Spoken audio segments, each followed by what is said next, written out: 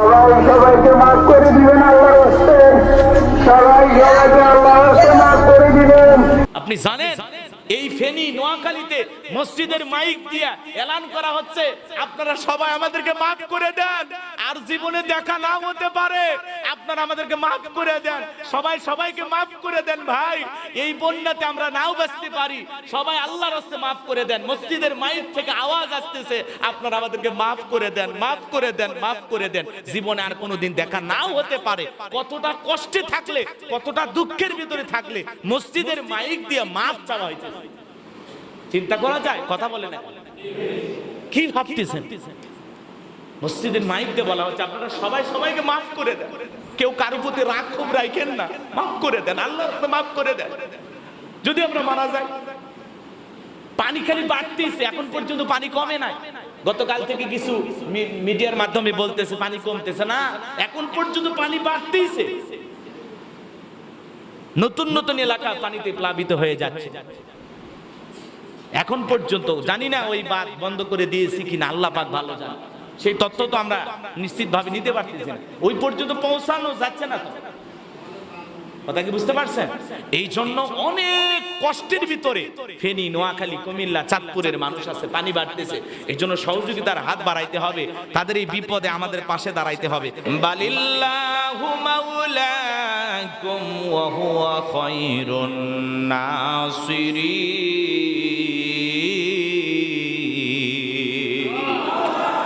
আল্লাহ তোমাদের অভিভাবক, আল্লাহ রাব্বুল আলামিন হলেন আমাদের অভিভাবক, আর তিনি হচ্ছেন আমাদের শ্রেষ্ঠ সাহায্যকারী। বলেন তো মুমিনের সাহায্যকারী একমাত্র কে? আরো জোরে বলেন কে? নি'মাল মাওলা ওয়া নি'মান নাসির। আল্লাহ আমাদের মুমিন, আমরা যারা মুসলমান, আমাদের অভিভাবক হলেন আমাদের আল্লাহ। তিনি কতই না উত্তম অভিভাবক, তিনি আমাদের সাহায্যকারী। আল্লাহর কাছে আমরা দোয়া করব, আল্লাহ ও আল্লাহ, ফেনী, লক্ষ্মীপুর, কুমিল্লা, চাঁদপুরের মুসলমানদের উপরে আপনি রহমত নাজিল করুন, সাহায্য নাজিল করুন। আল্লাহ, আপনি ছাড়া আমাদের কোনো অভিভাবক নাই, আর কোনো সাহায্যকারী নাই। আল্লাহ গো, এই বন্যার হাত থেকে ফেনী, লক্ষ্মীপুরের মানুষকে আপনি হেফাজত করুন। জোরে বলুন আমিন। আরেকটু জোরে বলেন আমিন। সিলেটেও বন্যা দেখা দিয়েছে, চট্টগ্রামে বন্যা দেখা দিয়েছে, এদিকে কুড়িগ্রাম, লালমনিরহাট ওই অঞ্চলে বন্যা দেখা দিয়েছে। চতুর্দিকে বন্যার পানি থই থই।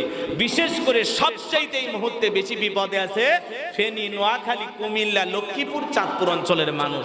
কারণ এখানে ভারত পরিকল্পনা করে বাঁধ খুলে দেওয়ার কারণে আকস্মিক ভয়ঙ্কর এবং ভয়াবহ বন্যা দেখা দিয়েছে।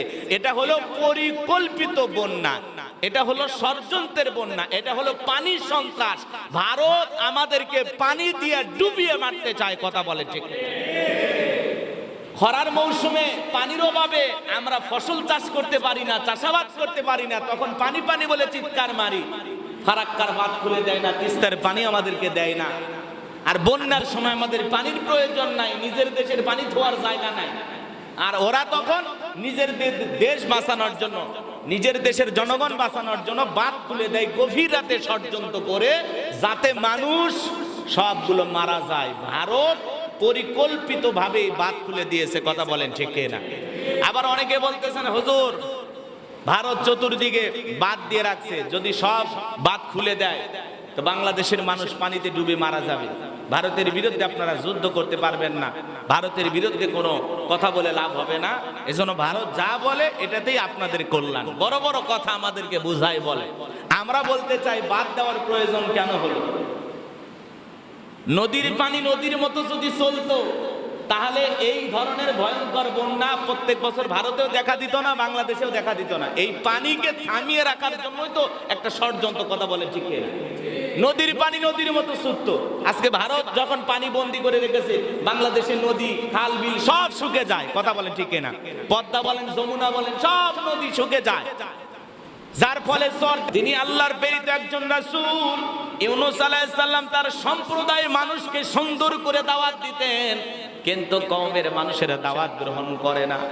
পয়গম্বর দাওয়াত দিতে দিতে ক্লান্ত হয়ে গেলেন, কোনো মতে তারা দাওয়াত গ্রহণ করে না।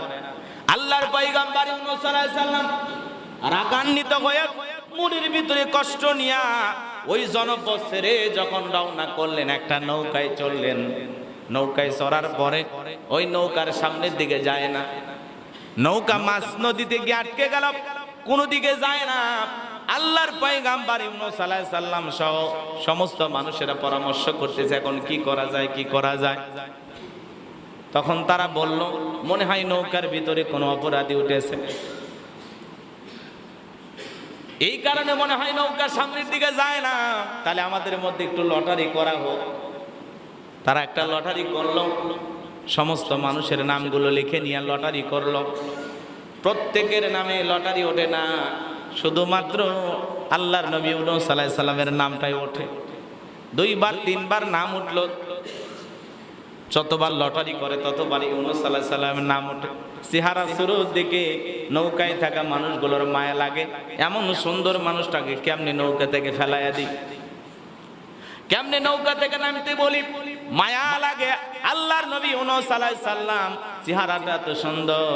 এই দুনিয়ার জমিনে আল্লাহ পাক যত নবী রাসূল পাঠাইছেন, প্রত্যেকটা নবী রাসূল ওই কওমের যত মানুষ থাকে সব মানুষের চাইতে সুন্দর মানুষটি হয় পয়গম্বর। বলেন আল্লাহু আকবার।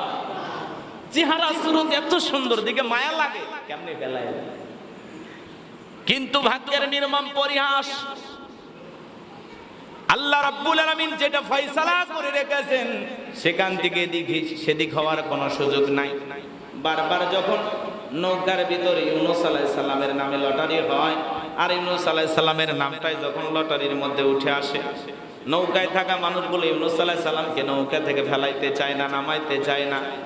আল্লাহর পয়গম্বর যখন ইউনূস আলাইহিস সালামকে নৌকা থেকে নামায় দেওয়া হলো, আল্লাহর পয়গম্বর নৌকা থেকে নামতে দেরি, পয়গম্বরকে একটা মাছে গিলে খাইতে দেরি করে নাই। বলেন আল্লাহু আকবার।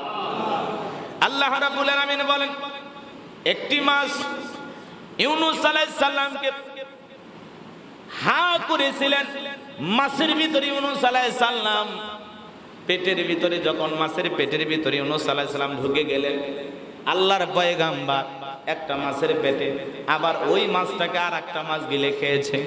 3টা অন্ধকার, পানির নিচে থাকার অন্ধকার, মাছের পেটের অন্ধকার।